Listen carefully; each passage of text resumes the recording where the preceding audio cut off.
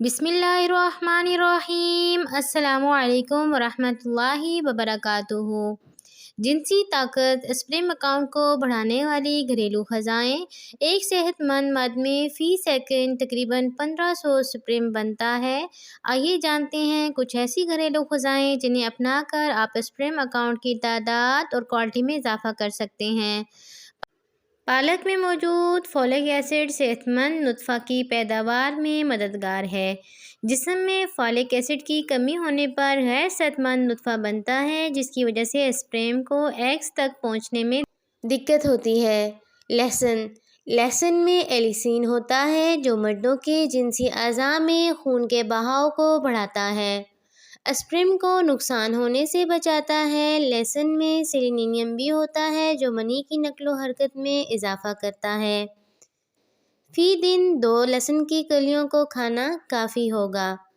अखरोट या खुश्क मेवाजात या अखरोट को भी ग़िज़ा में शामिल किया जा सकता है। इसमें मौजूद ओमेगा 3 फैटी एसिड मेल ऑर्गेनिज़म में खून के बहाव को बढ़ाने में मुआविन है। रोज़ एक मुट्ठी भर अखरोट खाने से मनी की तादाद और मयार में बेहतरी आती है। टमाटर खाएं। इसमें मौजूद लाइकोपेन स्पर्म अकाउंट क्वालिटी और स्ट्रक्चर को बेहतर करता है।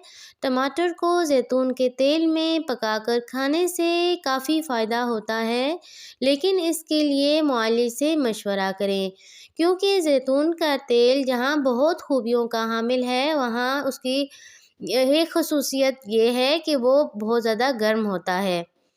केले में ब्रोमोलिन एंजाइम विटामिन सी और ए और बी पाया जाता है। ये मर्दों में नुतफ़ा पैदा करता है। दूध में विटामिन्स, प्रोटीन, कार्बोहाइड्रेट और फैट्स की तादाद बहुत ज़्यादा होती है।